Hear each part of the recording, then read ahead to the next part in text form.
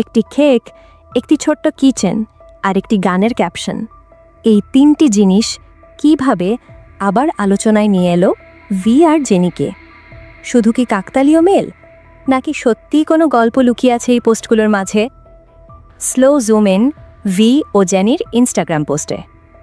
বিটিএসের V অর্থাৎ Kim Taehyung 10 June military service শেষ করে ফিরে এসেছেন।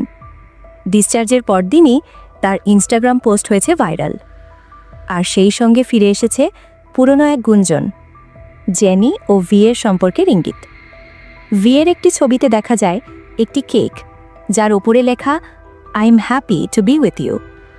অনেক ভক্ত মনে করছেন এত ব্যক্তিগত প্রেমময় বার্তা হয়তো কেবল জেনির পক্ষ থেকেই আসতে পারে।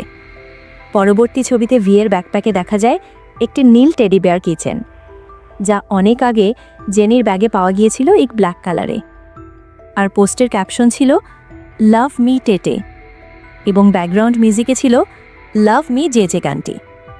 ফ্যানদের মতে জে জে মানে জেনি আর টেটে মানে তেহিয়ং।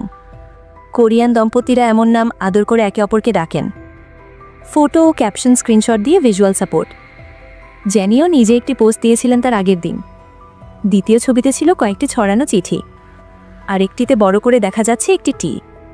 কাকতালীয় হতে পারে, কিন্তু অনেক শিপাররা বলছেন এটিও একটি ইঙ্গিত হতে পারে। জেনি ব্যবহার করেছিলেন নিজের গান সোল সিটি, যা অনেকে মনে করছেন ভিকে ঘিরেই লেখা। আমরা জানি তারা দুইজনেই আন্তর্জাতিক সুপারস্টার, এবং ব্যক্তিগত জীবনকে সম্মান করা আমাদের দায়িত্ব।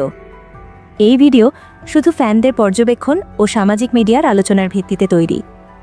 সত্যতা সম্পর্কে নিশ্চিতভাবে কিছু বলার অক্তিয়ার আমাদের নেই।